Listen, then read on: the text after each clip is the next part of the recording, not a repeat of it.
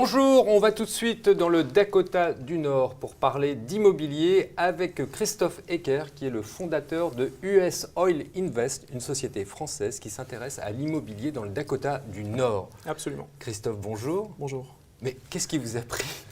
Qu'est-ce qui nous a pris d'aller dans le Dakota du Nord et de voir ce qui s'est passé ? D'abord le Dakota du Nord. Pourquoi le Dakota du Nord ? Pourquoi le Dakota du Nord ? Parce que c'est le laboratoire tout simplement mondial du pétrole de schiste.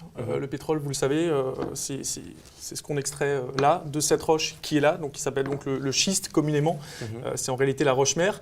Et le Dakota du Nord est le laboratoire mondial du pétrole de schiste, puisque vous le savez, les États-Unis sont redevenus le premier producteur mondial de pétrole grâce au pétrole de schiste. Et sur les 4 millions de barils qu'on extrait de pétrole de schiste aux États-Unis, plus d'1,2 million est extrait dans le Dakota du Nord. Oui, mais on a entendu quand même beaucoup de choses sur le gaz de schiste, sur le pétrole de schiste. Le pétrole n'est pas cher en ce moment. Est-ce que c'est vraiment rentable ? Est-ce que c'est intéressant ?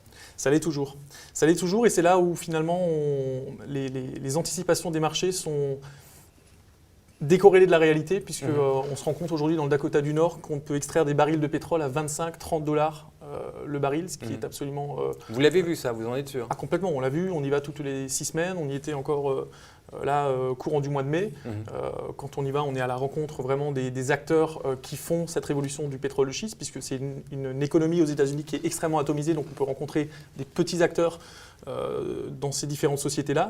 Et bel et bien, effectivement, on extrait du pétrole aujourd'hui à 25 $ le baril dans le Dakota du Nord. C'est moins cher, par exemple, que certaines exploitations deep offshore. Donc ça reste intéressant alors qu'on nous disait que le Dakota était devenu un État sinistré. C'est vraiment une vision des choses qui est complètement pipée.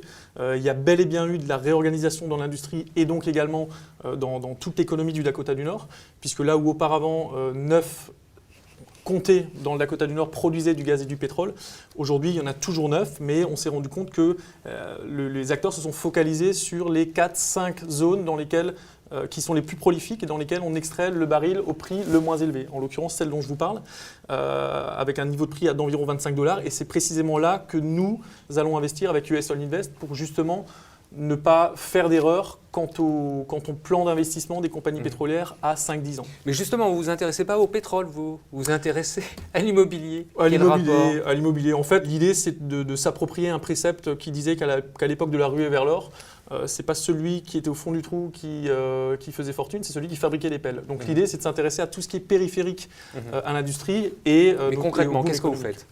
Alors, concrètement, on achète des terrains et on fait construire. On fait de la promotion immobilière. Une fois les bâtiments construits, donc essentiellement dans du résidentiel, à 80% de notre parc immobilier est constitué de résidentiel, on loue ça à des ouvriers du pétrole. Pourquoi cette cible-là ? Parce que ce sont des gens qui gagnent très bien leur vie. Un débutant dans l'industrie du pétrole, il gagne à peu près 80 000 $ à l'année, ce qui est monumental. C'est d'ailleurs pour ça qu'on assiste à un phénomène de véritable ruée vers l'or noir. Il y a des gens, jeunes gens, moins jeunes, qui débarquent des 4 coins des États-Unis pour travailler dans le Dakota du Nord et donc toucher ces salaires-là qui sont mirobolants. Et la deuxième raison pour laquelle on s'intéresse plutôt au résidentiel, c'est que très souvent, ce sont les compagnies pétrolières qui payent directement les loyers ou alors qui défrayent leurs salariés en vue de trouver des logements, puisque c'est une vraie problématique là-bas. Vous êtes français. Qu'est-ce qui vous a poussé à aller dans le Dakota du Nord ? Avant tout, la fibre entrepreneuriale, c'était la première chose, mais surtout un ami très proche qui s'appelle Alexandre Andloer, qui est analyste qui vient régulièrement financier. ici, il est analyste, on le connaît bien. Voilà, Alexandre Andloer, qui est un ami de 20 ans, avait prédit, entre guillemets, en septembre 2012, la chute du baril à 50 $. À l'époque, personne ne l'a cru. Moi, il m'a parlé de cette étude-là en février 2013 dans un cadre purement amical. J'y connaissais absolument rien au pétrole ni au gaz de schiste à cette époque-là. Et lorsqu'il m'en a parlé, j'ai été interpellé par deux choses. D'une part, la chute du baril et de deux, le fait que les Américains deviendraient le premier producteur mondial de pétrole en 2015. Ce que j'ai trouvé fascinant. Et je me suis intéressé au sujet, j'ai vu qu'effectivement derrière cette révolution énergétique, il y avait un boom économique absolument retentissant aux États-Unis et spécifiquement dans le Dakota du Nord. 2 indications pour vous donner un petit peu la mesure du boom. Le Dakota du Nord, c'est un État qui a fait 9,7% de croissance en 2013. C'est énorme. Le taux de chômage est de 2,9%. Et dans les zones dans lesquelles on investit, le taux de chômage est à moins d'1%. Donc l'idée, c'était d'aller là-bas. Et en 2008, c'était un État inconnu au bataillon. En 2008, oui, complètement. C'était un État presque inconnu au bataillon. C'était le 38e État le plus pauvre des États-Unis en matière de salaire moyen par tête. Et aujourd'hui ? Et aujourd'hui, il est passé premier en 2014.